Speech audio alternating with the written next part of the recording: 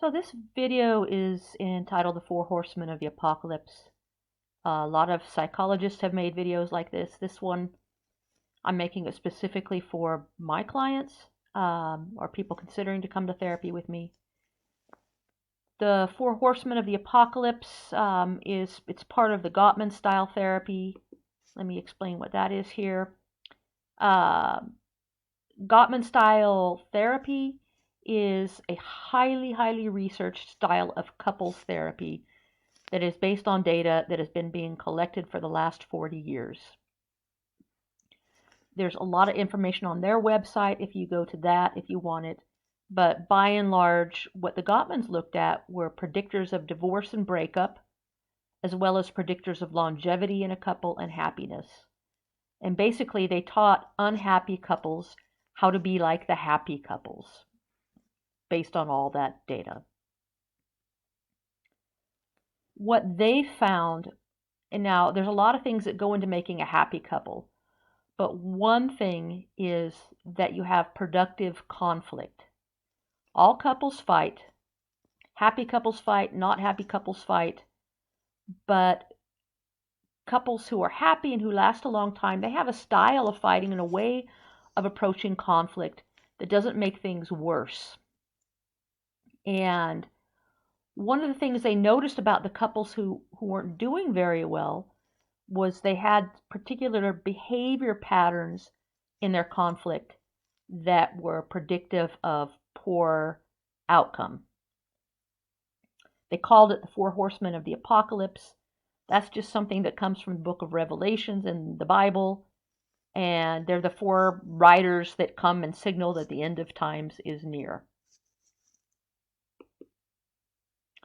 So what are the four horsemen of the apocalypse, or the four types of behavior patterns that predict relationship disharmony and early breakup? The first one is criticism, and it's a little bit self-evident what this is. And this is, they contrast this with a complaint.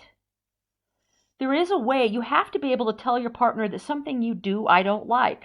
There's always something about your partner that they do that you don't like. But criticism is when you take that thing you don't like, you take that complaint, and you make it about your partner's personality or their character. So you're always doing X, Y, and Z. It says something about their character and who they are as a person, as opposed to I don't like it when you come home late. That's saying something about the behavior. What's wrong with you? You're always late. That's different. That's more like a criticism. Just for interest's sake, this in heterosexual couples, this is more common in women than men, the giving of criticism.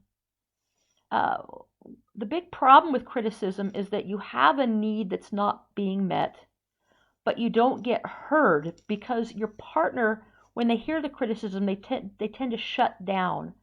And we believe when we do couples therapy that you deserve to be heard and you deserve to learn how to communicate in a way that increases the likelihood that your needs will get met.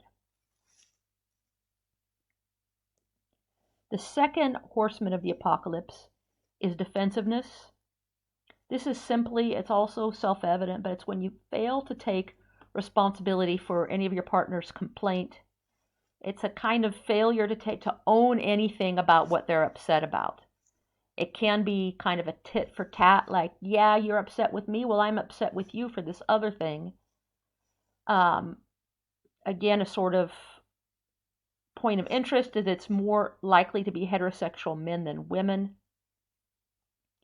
Just a little tidbit I like to give people that if you want to help de-escalate conflict, if they're complaining about something about you, try to find one thing right in what they're saying. Try to find one small thing, even if you don't agree with everything. Try to find one thing that you can own, and you'd be surprised at how that is de-escalating and helps your partner feel like, oh, my partner cares enough to consider my complaint and consider that they might have contributed to it in some way. So that's the second horseman of the apocalypse. The third one is what they call stonewalling. Some of you do this, you have a partner who does this. This is when you shut down during an argument. And it can be pretty problematic because what the partner of you thinks is that you don't care. They think you've just walled off and that you don't care about them enough to stay present in the conversation. In fact, quite the opposite is happening. In fact, the person who's doing the stonewalling is flooded with emotion, and it's more like a fight or freeze response, that they're just so overwhelmed with emotion that they sort of defensively wall off.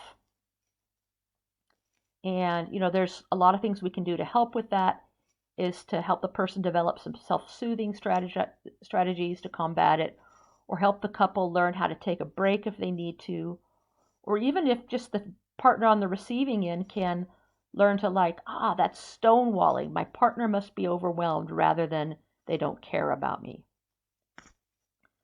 By the way, for all of these, we have some strategies of things you can do instead of them when you recognize them. But like so many things in psychology, recognition is super important.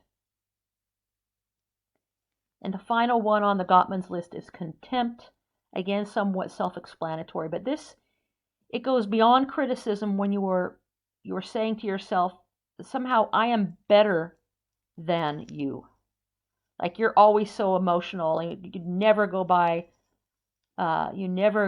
with logic. You're just an emotional wreck. It's a kind of moral superiority or a judgment. It can be nonverbal. One of the more famous nonverbal findings that the Gottmans had was that eye rolling tends to predict divorce. So this sort of eye rolling, I'm like, what you're saying is so stupid. Or mocking your partner, using a mocking voice or something to sort of prove just how dumb or inferior they are. Now, contempt not only is a very strong predictor of demise of the relationship, but it also, interestingly enough, predicts health problems in the partner.